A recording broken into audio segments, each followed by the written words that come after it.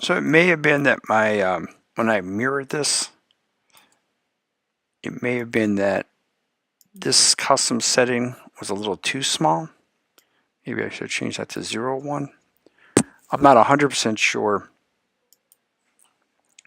but as you can see now, I've only got a couple of these spots, this one spot left. I had that over there. Now, what I started to recognize, and I want to show you this in case you guys get into the same situation. Okay. When I'm on the 1 setting, it looks like everything's fine. When I go to 3, this one edge is splitting. All right. So that tells me they're not really combining.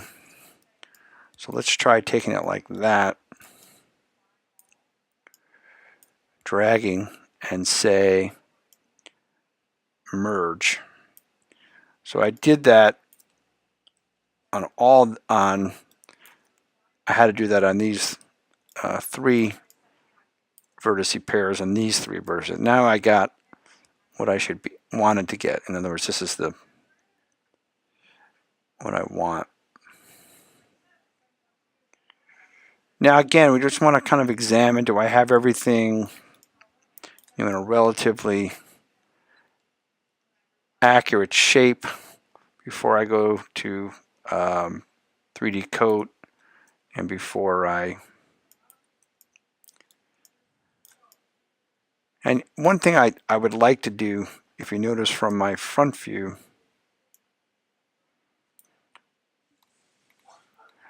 there's kind of a dip here. You can see where I think I exaggerated when I drew it, to be honest with you. But so what I'm going to do is I'm going to take this edge,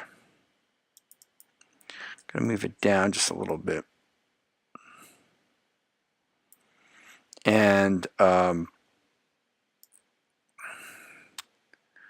going to grab these faces. So I just want the faces on the body.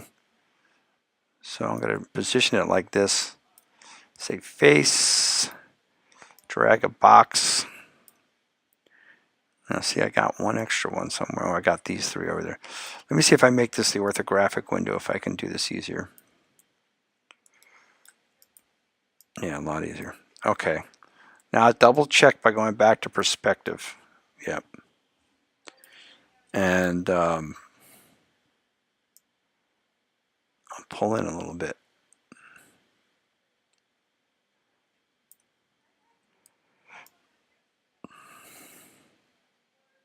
See, so now I kind of got that little suggestion of the change there. I think the other thing we know is that the posterior dimension is a little taller.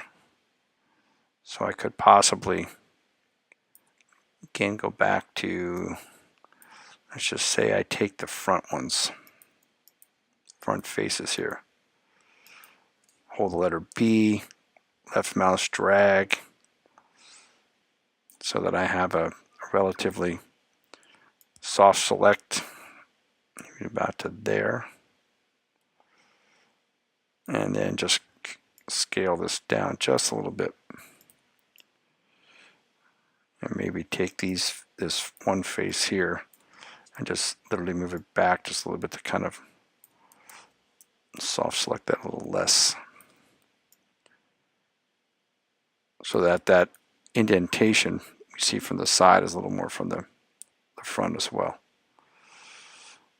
Again, these are things you can do, in Mudbox.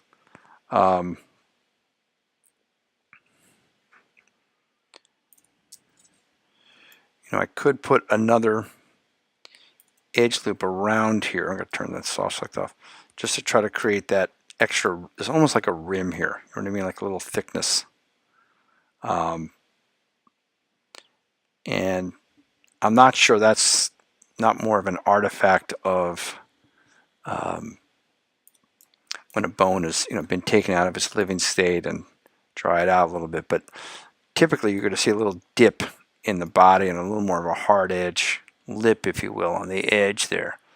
So I think what we'll do is just to suggest that I probably could do that in Mudbox. I'm not sure it's that hard to do here, so what I'm going to do instead is just kind of cut along edges here.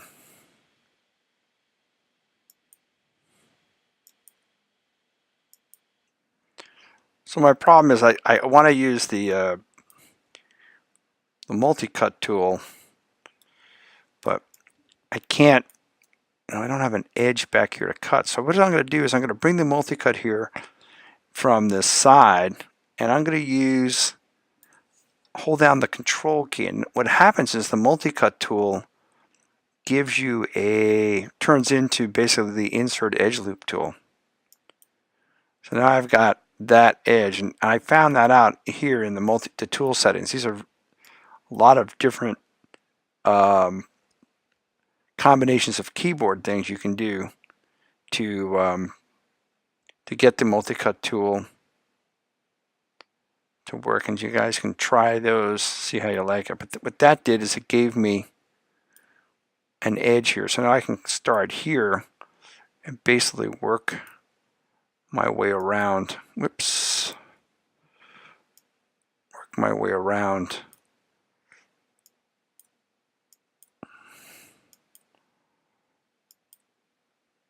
Oops, I don't want to go to the edge. In other words, I'm really trying to parallel that edge. Okay, so now I have that. Now, the reason I did that, when I go 3, see that even keeps it stiffer. And then the other thing I can do is I can adjust that edge, should I want to. Let's see, I'm not big on this. Let's just double check. Oh, but look what I did. I created, pooh, I can't do that because I created a 5-sided quad there. Yep. So it's no longer a quad. That's a whatever, a quad plus, that's a 5th. Huh. Pooh.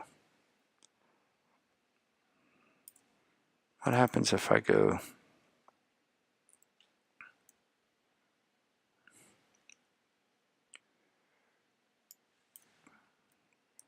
Here we go. Now I should be able to cut that and that. Same thing on the other side, that edge and that edge. Oops, put one point in between. Okay, so now that got rid of that quad thing. The other thing I don't like is the way the way the superior articulating faces are disappearing, so I might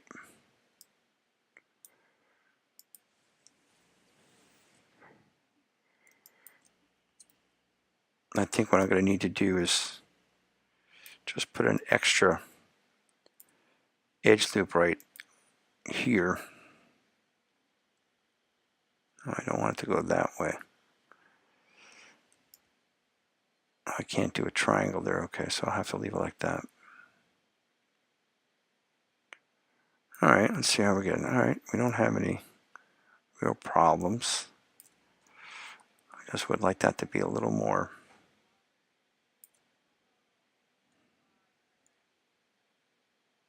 There we go. That's what I wanted.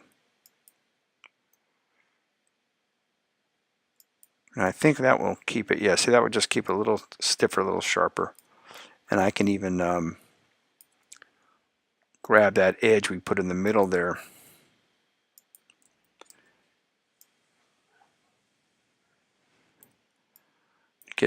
Even exaggerate that a little more.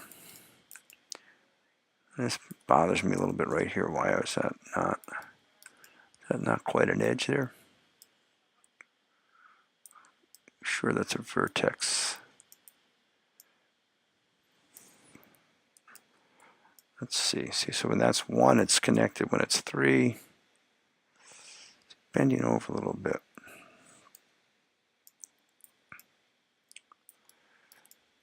Part of that is because that edge is way down there. What if I took this edge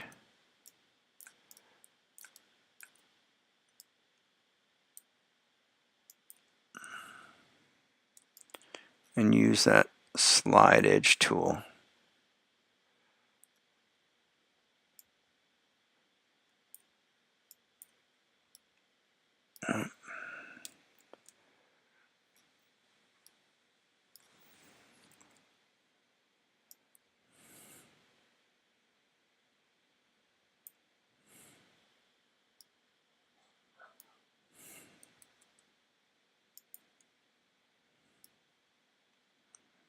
So I move that up a little higher like that.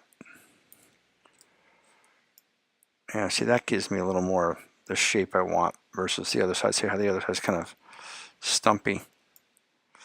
Okay, now I could risk mirroring this whole thing at this point and, you know, seeing how that,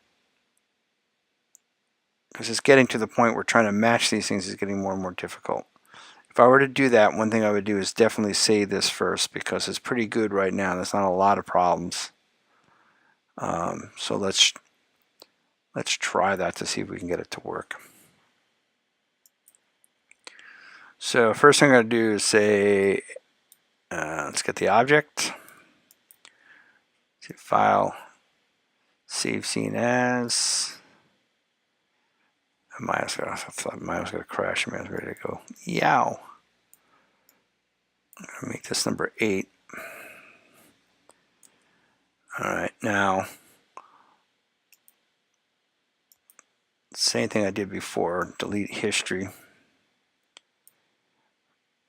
Freeze transformations. Center pivot. Okay, so I'm right on the midline. Let's go under mesh, mirror. I'm going to go to 1. I'm going to cut the geometry and I'm going to bind with the original. And let's see what happens. So in this case I did both. So now, okay, now I've got that symmetry and I didn't have to do any of the other elements, or at least it helped keep the symmetry. Now I do have a line now down the center. I could certainly, I believe, just remove that.